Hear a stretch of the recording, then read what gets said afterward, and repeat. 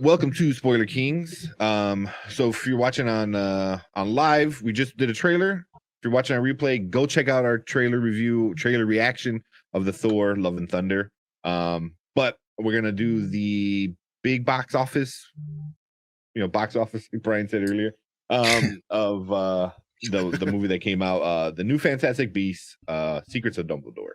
This is the third installment of this franchise, the spinoff franchise, a prequel. It's like 60 something years before, 65. I forgot we did the math. It's 1935 going to 2020. So yeah, this is still like 85 years away. From or it's 65 years away from Harry Potter's first movie. Yeah, something like that. Yeah.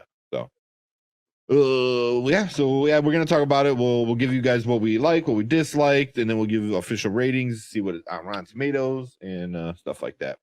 But we'll start off with watching the trailer, and then Brian is gonna give us a little rundown of what this movie's about. Should I do it while the trailer's running? Yeah. Yes. Yeah. Go ahead. You got it. All right. Albus Dumbledore assigns Newt and his allies with a mission related to the rising power of Grindelwald. Professor Albus Dumbledore knows the powerful dark wizard Grindelwald is moving to seize control of the wizarding world. Unable to stop him alone because he has a blood thing we could talk about a little later. He entrusts magic zoologist Newt Scamander to lead a team of wizards, witches, and a brave muggle Baker, I don't know why, on a dangerous mission where they encounter old and new beasts to clash with Grindelwald's growing legion of followers. But with the stakes so high, how can Dumbledore remain on the sidelines? Maybe he won't have to. Yeah. So we'll finish watching the trailer. We'll talk a little bit about it. So this is the third one. How'd you guys like the first two before we get into the third one here? Because this one it just goes right into it. The first one was good. The second one was crap. I agree. The first one was okay. I wouldn't even give it as good. I said it was okay. The second one was horrible though. This part, the part with the crabs was kind of funny. I like that. What about you, Will? How'd you like the first one and second one? Oh wait, we can't hear you, buddy. I can't hear you, Will. Got you. So the first one was actually okay for me. I did like it because it really related to the freaking title, Fantastic Beasts, and where to find them. I feel like with these next ones, they don't really tie too much into Fantastic Beasts. They kind of forcefully, in my opinion, kind of incorporate the beasts. But the storyline made more sense first time around. The second movie, really, really dragged for me. I did like Johnny Depp, his presence as a bad guy. Of course, in this new one, Johnny Depp is no longer playing Grindelwald. Yeah, no, it's so weird. Yeah, right. And so, just, I don't know. Storyline, you kind of have to watch the second one to know what's going on for this one. So, you have to see it, even though I wouldn't want to. You know why I wanted to scream every time I watched the second one? Don't care. Because I didn't care about hardly any of the characters. It just didn't seem like I should care about them. No Harry Potter. No Harry Potter, man. I mean, that's basically it. That's it. I was that's a Jenny. Just give me Jenny. She's not even in the movie. It's not even that important. Throw her in there. I've been okay. Oh yeah. So I was looking for his name. I couldn't think of his name. It was Mads Mikkelsen. It replaced Johnny Depp and as Grindelwald, which in my opinion, I liked him as Grindelwald. He should have been it from the beginning. Because you need somebody opposite of Dumbledore. Johnny Depp isn't that. Colin Farrell isn't that either. You needed somebody on that same kind of speech level. You know what I mean? Like, I don't want Edward Scissorhands and I don't want the Penguin. You know what I mean? Like, I need somebody on that same level of speaking. And Jude Law's a pretty good actor. I think he's pretty good. And Mads Mikkelsen just has that evil, but it's like an evil version of Dumbledore. And it was that was one of the things I liked a lot, was like I'm like, damn man, they should have had him from the start. I It think it made would have more been. I sense. think it made it better. Even romantically, it made more sense. Like you see Johnny Depp, you like, what? Like I'm not, I don't know how things work out, but just I don't see them as a couple. That doesn't seem like something that a couple of guys just don't seem right. Johnny Depp that's not him. He's not the guy. But Mickelson, I think that's a good combination. It makes sense. They seem deeper. You know what I'm saying? Like someone who can want power and not just being an actor, but playing a part, but just actually could believe and fall into a movie with that. So yeah. I don't know, Will, you said you like Johnny Depp, which I didn't mind him in the second one. So I liked him the way he played the character, but actually tying the character, how Brian's saying his chemistry and kind of his counterpart to Dumbledore. Yeah, Johnny Depp does not counter that at all. He just plays a good presence for a bad guy. That's what I thought he kind of did well. But for the storyline itself, that's why it dragged for the second one. Even Colin Farrell's character did a better part trying to seem bad but tie into Dumbledore, but nah. Mickelson, he for me, he lacked emotion. I feel like he could have been more emotional. His eyes were really closed off. He didn't really show off the wonky eye too much, which is not really important. But I just feel like if he would have showed a little bit more emotion in his villainy, is that a word? I don't know.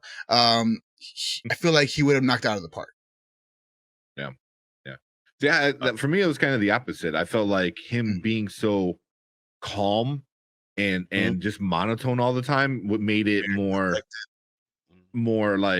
sinister. Like, oh, you're the psychotic bad guy, the one who like goes, I'm gonna kill you, instead of like going crazy. It's like, and the shit he said too, like to people, he goes, no, I don't want to ruin it, but there's a part he does something pretty messed up to one of the other wizards, and he goes, yeah, well, let's get rid of it. I was like, what? I was like, what? Wait, you're doing that's messed up, dude. And he just did it without even, and right in the beginning with him and the shilling, and stuff like that. Like everything he did was very evil, but he did it very like his face didn't change. That's what I liked about it, was it's like, I'm gonna drink this tea with the same face, and I'm gonna go do this really messed up thing with the same face.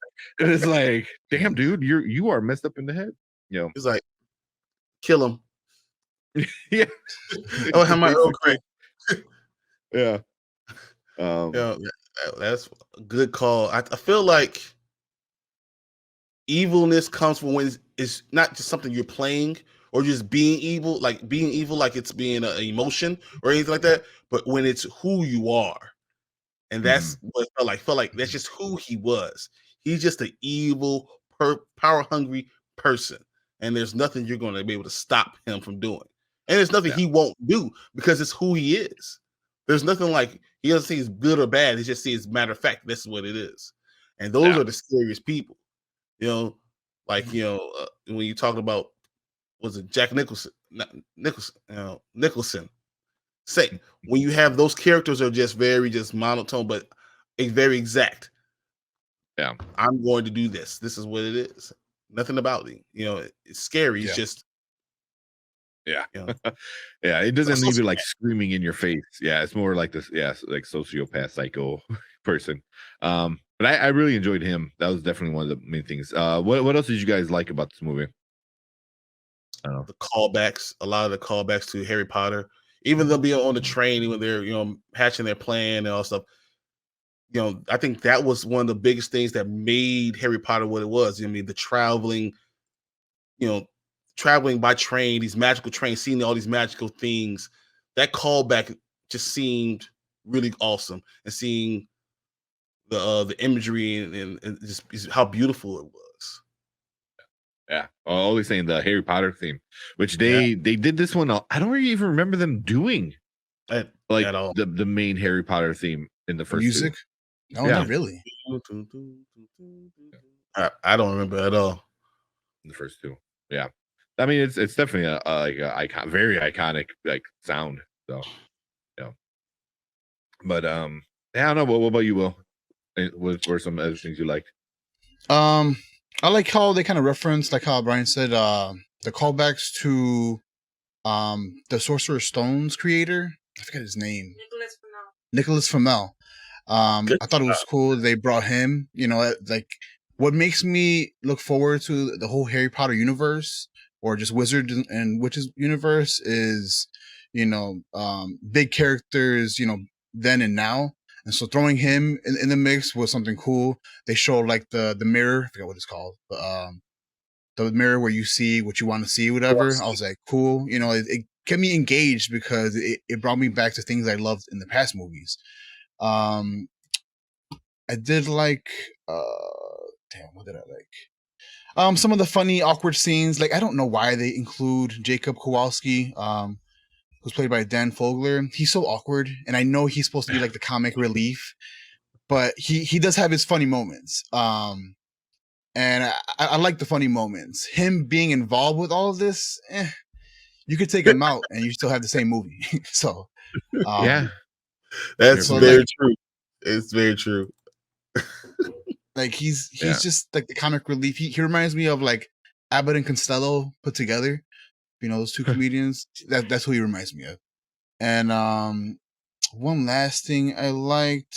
That's about it, really. They showed more beasts, kind of stuff, and have them more incorporated into the actual plot and resolution of what's going on in the story without giving away too much. They had more of an impact on the story, so they kind of really tied in the Fantastic Beasts part of the title. But that's it for me. Ezra, yeah, that's for the good things. Yeah, I got some. Yeah, it's like, yeah, it's not good. So that's not gonna be the good one. yeah. Well, how'd you guys feel about the way it looked? Because there were some parts of it that were like visually like really like really nice. You know, the beast right in the beginning, you know, they do the beast and then they do like some kind of I think it's in the trailer. Like some like hot air balloon beast that turned into like a flying beast thing. That was super cool. But I don't know if I mean, there were the beasts in there that were pretty cool, but I thought when they did do it, I thought they looked really well. You know, they didn't look like really crappy CGI. You know, True.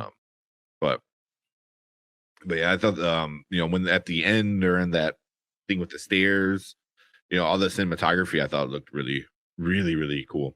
You know, but Yeah, I'm with that. They brought back the fan favorite little pick, the little like green guy, and what's the other little weasel looking dude? oh, the little platypus that steals gold. Yeah, they brought I him. don't remember. Yeah, He's a cute fan favorite. I'm not crazy about them, but they were cute, and I'm glad they did bring them back because they're like, they're Newt's like right hand little creatures that help them out. You know, they can't use Dobby, so Yeah. they use these guys without saying much. They just, you don't have to say anything for those little guys, and they look all cute and, you know, really shine a light on the beast. Yeah. I think that's what they did the best in this entire movie was they took you back to that world and you believe the whole world of Harry Potter is epic. You know what I'm saying? Like this, the world, I don't know, if even with the Universal Studios, Islands of Adventure, anything, you're there, you feel enthralled, you're in that area, you're in that era, you feel that. That's what did really good. It brings you into that world. Once again, you see like even the trick with the bricks, you know, tapping the bricks, you know, to open up into Dagon Alley, like those things, they bring you to that world. That's what they did is amazing. I don't know everything else that, you know, is epic, but those things that bring you into the world where you see it and you know this is Harry Potter. You know you want to go get your wand and your cloak and you ready to go out there, you know, as almost 40-year-old men and with your little stupid glasses and go out there. That's what they did well. So as far as the movie. I agree. It was like the first two I felt like were missing the Harry Potter. Like it was missing like the stuff that like I know it's Harry Potter as a character, but I mean the originals are Harry Potter. You know what I mean? So it was like missing those things. Like you said, it was callbacks to like Hogwarts or this or that, like all these other, where this one would definitely kind of like made you feel like you were back in that world, that wizarding world kind of thing. Wand maker. I mean, just Yeah. all those little things. Like, all the little things. But I get they're trying to do their own thing. I mean, they're the part where they're in, the Great Hall, Hogwarts, right here. So even right here, I think this is the actual part where he tells them he builds like a house or like a location, and Newt guesses the location. I forgot what it was called. And even Dumbledore's like, 5 points to Griff, or 5 points to Hufflepuff, because Newt was a Hufflepuff. He was 5 points to Hufflepuff, and because for guessing correctly, I was like, yes, like little teeny tiny things that like, I'm like, oh yeah, because I feel like that's like something where obviously it doesn't count because he's not in school anymore, but it's just like a cool callback to like the point keeping and and stuff like that, and and that he is Dumbledore is a professor and stuff like that. So yeah, but yeah, the callbacks were much needed. But I gotta say one more thing that I do like. Like, before we get to the things we don't like, I loved insight into who Dumbledore was. More insight, because throughout the beginning of the movies, he was very mysterious, and then as we went along, we understood more about him. But then when we really learned about Dumbledore was that Harry didn't know him at all. Yeah, I think that was the huge thing that Dumbledore is sitting there. I mean, what did he do? He's training Harry to fight, without telling Harry, "I'm training you to fight." Like, he's raising them to get to be slaughtered without telling me anything about them. So he's a secret guy. So we don't know a lot about him. So I like the fact that we get to see a little bit more about him. I wish we got more about him, but I feel like you start to understand his genius, his overall magical prowess, where it comes from, more about why he does what he does. I'm glad we know that. Which is another thing. It's like, talk about characters I care about. And the first one was kind of cool because you just like all the beasts, like Will said, but then they had the whole Credence side plot in that one where I'm like, who is he? Like the whole time, even after the movie, when they even tell you who he is, I'm like, who is he? I'm like so confused. And the second one was just even worse, where I'm like, but you at least got Dumbledore in the second one. This one is like mostly about Dumbledore. And I was like, yes, talk about characters I care about. Like Newt wrote a book. It was literally like a couple sentences in like in the original movies, Everyone else, you really I don't care about, It's like, give me the story of Grindelwald versus Dumbledore. Like, because I know how it ends because of Harry Potter, those movies, but I want that story. That's the story I want. And I feel like this finally started telling it, but it might have been, the damage might have already been done, kind of thing, So, well, I don't know. That being said, you guys want to get into some of the bad stuff? Yeah. Oh yeah. The rest of the movie. Yeah. The rest of the movie. Yeah. Why don't you go first, Will? Sure. So back to what Tink was saying about Credence, right? Why do we care about Credence? That's like the main reason, or the main like thing that you want to ask when watching parts 2 and then this one, which is part 3, and you don't really see much of him. So for us to even care about him or even build any kind of character development, he misses on all the opportunities that he could have had if you included more lines for him, or including more story for him. So spoiler alert, just for part 2, you should have seen it by now. Credence is like a long lost child, brother to Albus Dumbledore. He's a Dumbledore himself. In part 2, we learned that while he was a baby, he got switched up with another baby, and he would have died, right? I'm sorry. Yeah, he would have died had he not gotten switched. So that gives you some like wah points for him, but really overall, we don't really care. I mean, Albus Dumbledore doesn't care about him, so why should we, right? If Albus Dumbledore is all great and powerful, and he has like a heart of gold, and he cares about wizards, he should have like welcomed him with open arms, right? He should have, but we don't see that at all. Yeah, but Dumbledore's a DICK. That's in the Harry Potter series. And this one, this is before he shows off his dickery. But yeah. But like, I don't know, with Ezra Miller, I just we talked about this off screen. Brian mentioned that he kind of gives off like Snape vibes. And if they would have went that route, I think that would have been a way greater impact on the story. But instead, he was just like a more emo version of Batman, and that just was just crap. Like, oh, poor me, you know, like poor me. Which I know it sounds terrible. He's an orphan. He doesn't know anything about his own past, and you know it's sad. But tell me why I should care. You know, show me that in the movie, and we don't get that. So just I don't know. I didn't like his influence in the movie. The whole reason why he was kind of recruited by Grindelwald is because since him being a Dumbledore and having the potential to be super powerful, Grindelwald was going to use him to fight Albus Dumbledore, and we don't get that. So like all that in part 2, that reason why he was trying to recruit him, that goes out the window.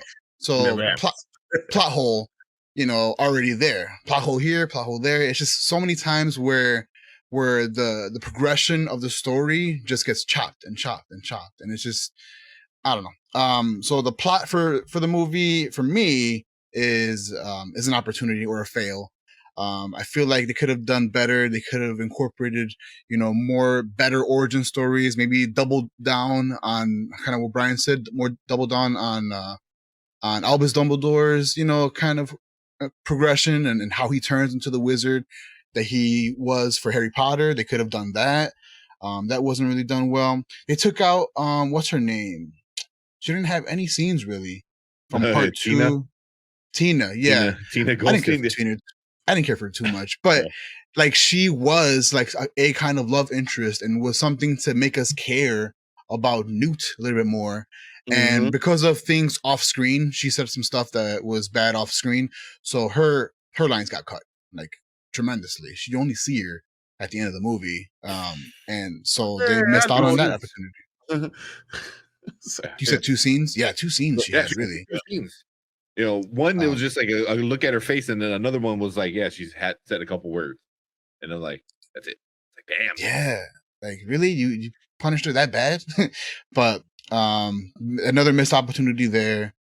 And then I don't know. There's a lot more stuff, but those are the things that really stood out to me. What about you, Brian? What really rubbed you the wrong way about this movie? I felt, once again, I said things I liked is that we got to see more about Albus Dumbledore. I felt like that should have been a lot more. You know, how can someone that's that type of wizard be tricked that easily? Or if you fall in love with someone, he's a very manipulative type of person. I mean, I was saying off screen, he doesn't tell you anything until he absolutely needs you. Until he absolutely needs an ally, that's what he's going to share.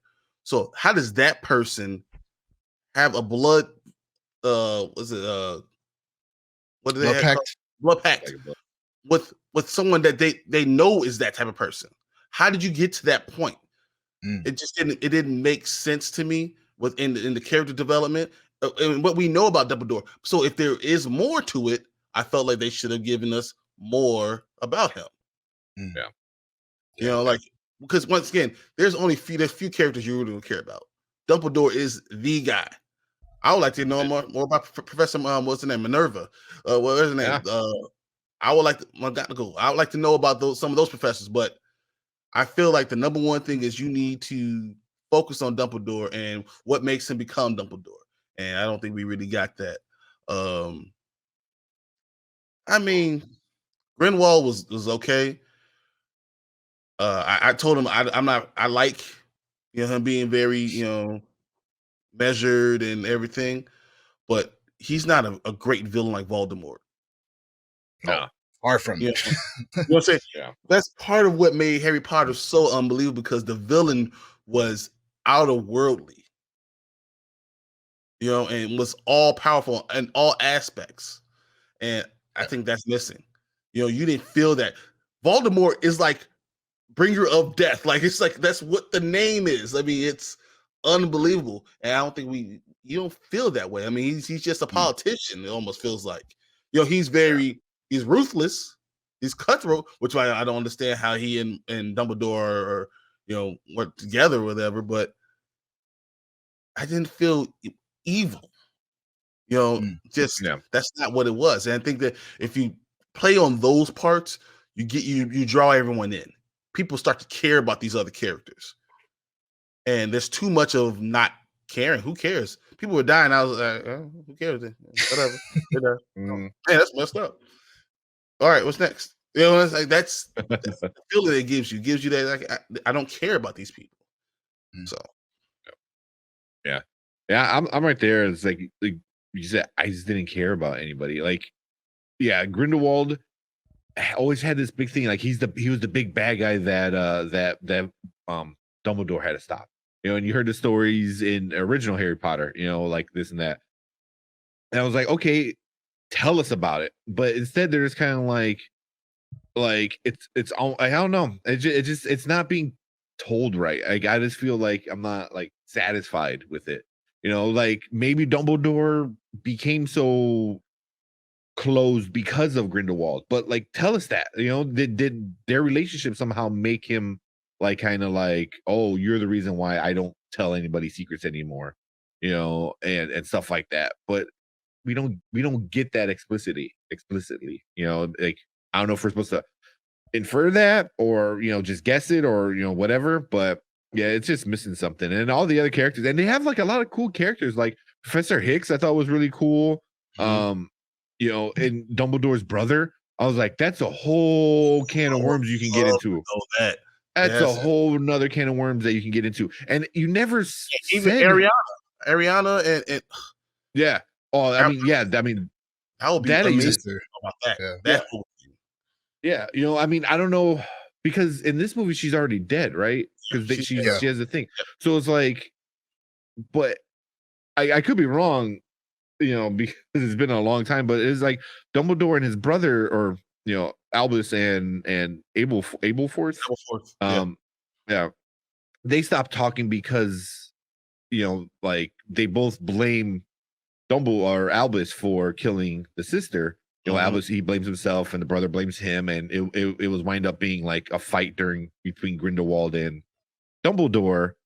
But and he thought it was his, but then you find out later it wasn't. It was actually Grindelwald's like curse that hit her by accident or stuff like that. But I was like, there's all of that I want to know, like, details about. Give us that, like, like instead you're telling me about Jacob Kowalski.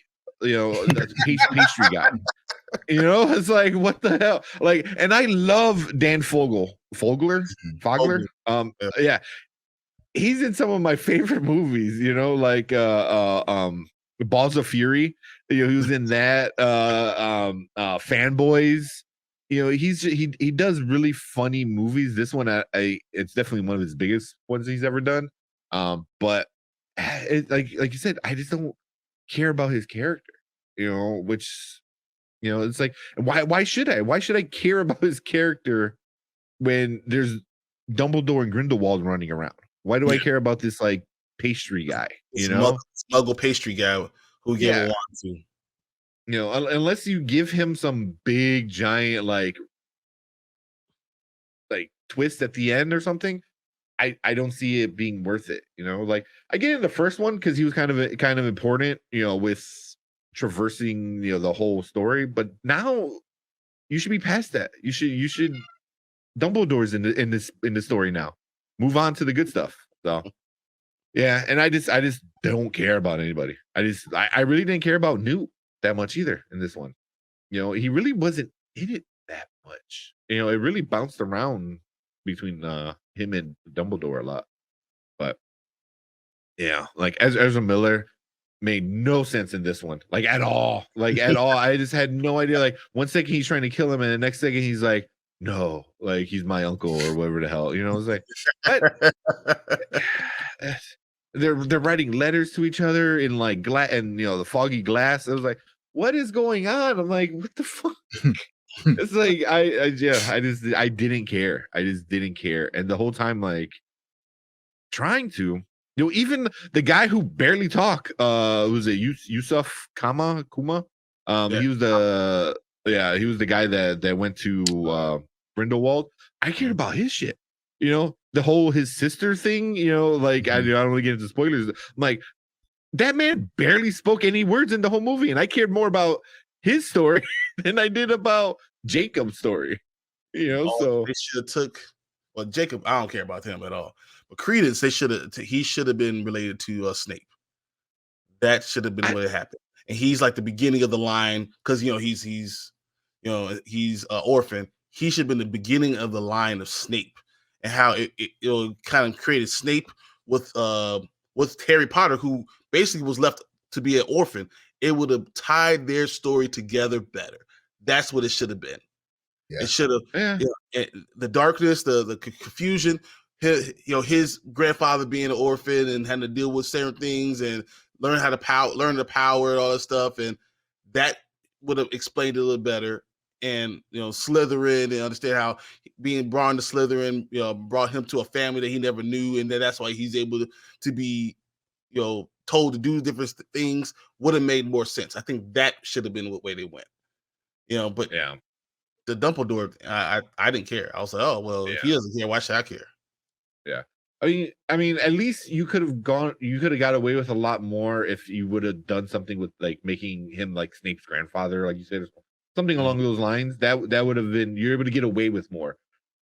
The books told a lot of the story than the movies between the Dumbledore family, and this is nowhere in there. So it's like you already told that story, not fully, but enough, where it's hard to fill something like this in, where Snape, you could easily like, oh yeah, he's Snape's grandfather. Like, okay, whatever, cool. It doesn't change the story that much. Where adding him and making him like a Dumbledore kind of really changes the whole dynamic between that family that you didn't know. So I don't know. Unless, I mean, but they already said why the brother, Dumbledore and his brother, don't talk is because of the sister. Yep. Are you going to change that? They don't talk because of Credence now, which makes no sense. So I'm like, you already said why they don't, talk. I don't know. I'm just kind of like, and I thought even that would be more interesting. His rise to power, Dumbledore's thirst for power. That would have been really interesting to see too. Like the thirst, like you start to see him, Dumbledore, turn dark, and then give up the darkness. Well, I don't think we ever saw him turn go to that darkness part. Yeah. I think that would be really interesting. Yeah, I mean that's the story you should have told from the beginning. Of like Dumbledore and Grindelwald, falling in love, and then kind of like, going down a path that like he couldn't, follow, and then becoming enemies. That's the story I wanted. That's the one you should have started. Instead of you're like, hey, this one little thing where, a book that I mentioned in one of the other books, that the students all have to read. Yeah, let's expand on that. I was like, no one freaking cares. Like, come on, J.K. Rowling. You're already ruining the damn universe enough as it is. Now you're doing this crap. So, all right. Anything else? There's one thing that went nowhere. That they included a detail about Credence, or Ezra Miller's character, that he was suffering from some kind of like cancer thing he was gonna die soon. That went nowhere. I don't know if you guys remember that. I don't even remember that. It was really briefly discussed, and it made me seem like, oh, okay, maybe I should care about him more. And then that never got resolved. That never got talked about ever again. But he was supposedly dying from something, which is why I guess he wasn't going to be the guy to fight at the very end. But that went nowhere. That was wasted screen time that they could have used for other more important story. But yeah, that's all I got. Yeah, stuff like that I don't even remember. There's so much of the first two that I don't even remember because I only watched it like once, and I was like, I don't want to see this again. So so I don't know. You guys said there's 3 more movies supposed to be made, 6 movies in all. They planned for more, but I think they wrapped it up with this. I mean, they might make one more, just to fully wrap it up. Yeah, because Dumbledore. I don't know if I should ruin the book because if you read the book, you already know what happens between Dumbledore and Grindelwald. But they need to finish that. They need to finish that because you already started it. You need to at least open ended. Them just vanishing. Yeah, poofing away. Cool. Let's get into our ratings real quick. So you want to let them know how we break it down? How we do it? Yeah. So over here at the Nerd Huddle, us Spoiler Kings like to review movies a little bit differently. We don't use the 2 thumbs up, 2 thumbs down, the 5 stars, or any of that BS. We do our own cool way, which is, you see in the corner, it's either going to be a watch now, a watch later, or a watch never. So if you rate this movie a watch now, that means, oh my God, this movie was amazing. Top priority, go see it right away because it's just that good. A watch later means, movie was okay. You can put it on the back burner. Maybe watch it when it comes out streaming. Wasn't the greatest. And then a watch never means don't give this movie any time of day because it was pure trash. Don't spend your coin towards it because it's just bad. Bad. So with that being said, who wants to go first with the ratings? Who wants to? I'll go first. Brian, go ahead. Yeah. So it's definitely a later.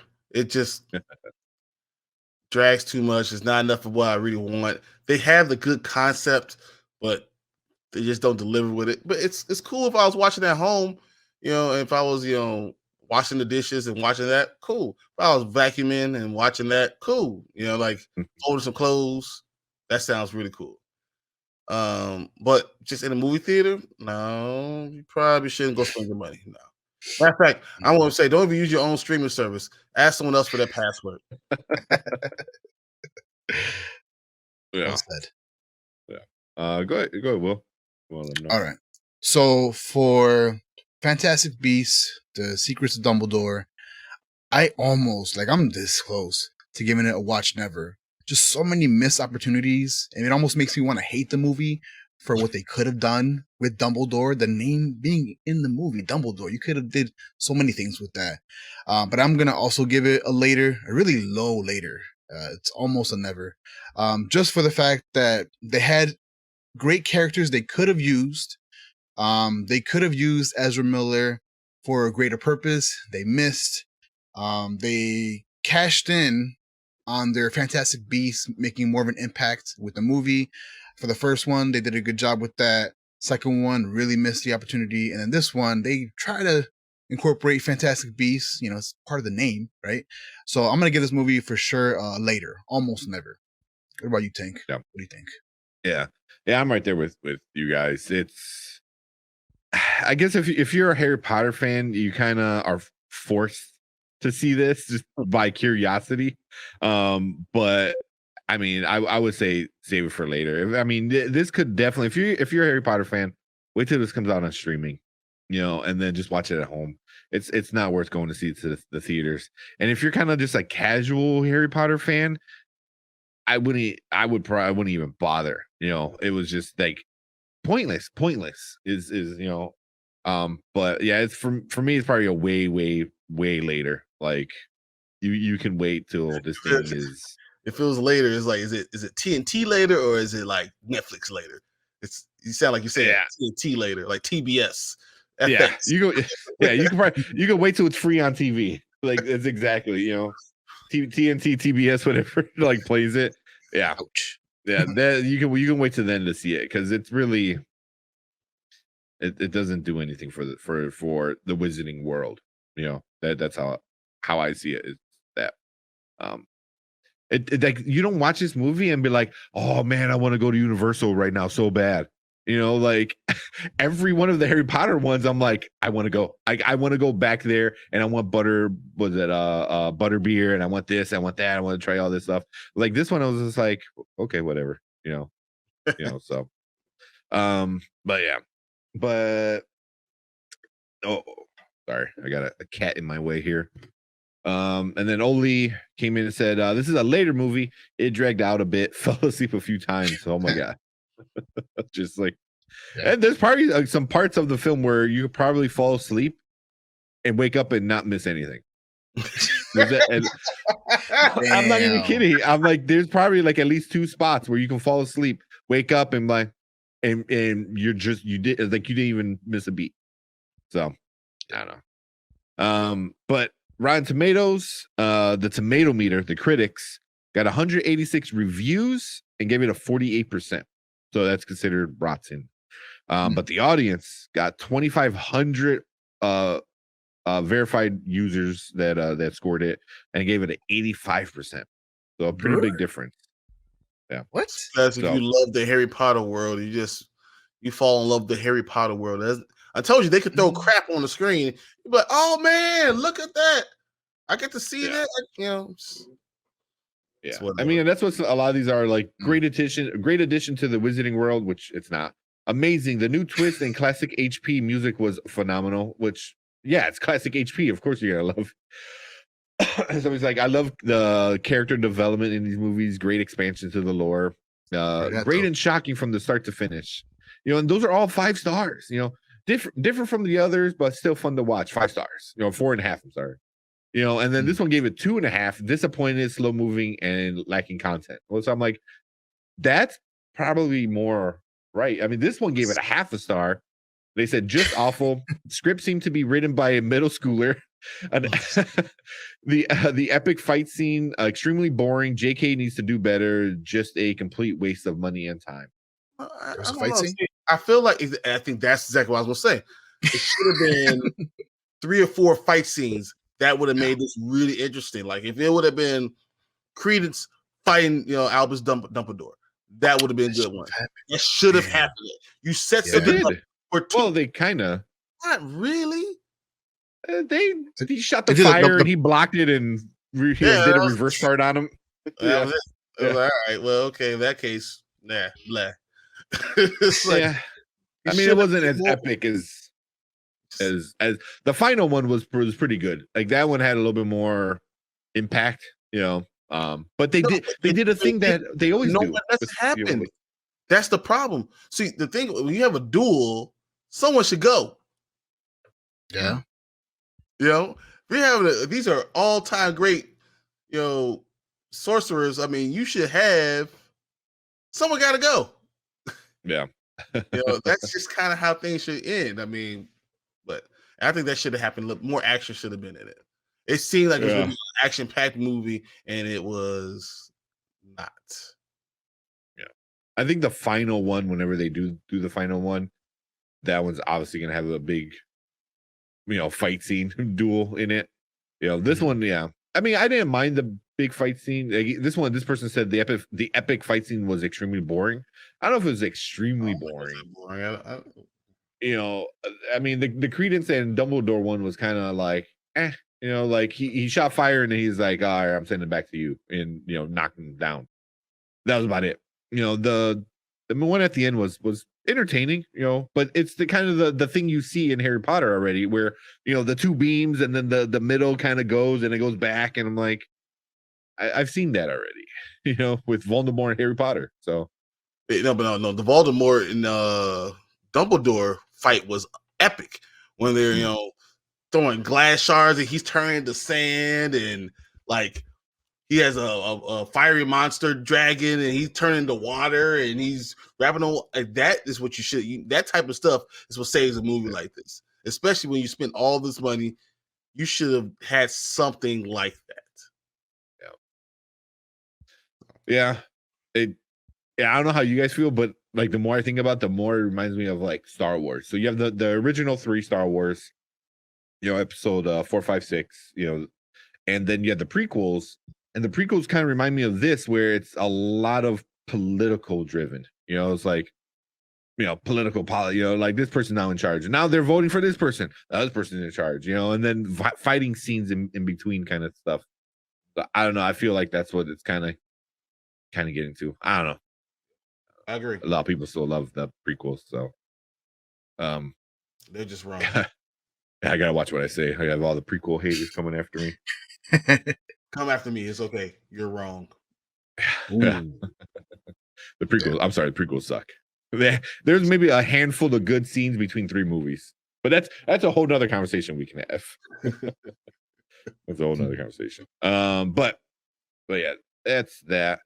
So we're all giving it laters, and then also the actual box office numbers. It was number 1 in the box office. It only made $43 million, which you're like, oh, that's not bad. It made number 1. It's the lowest opening weekend for any of the Wizarding World films. So all the Harry Potters and all the Fantastic Beasts, this is the worst one that did.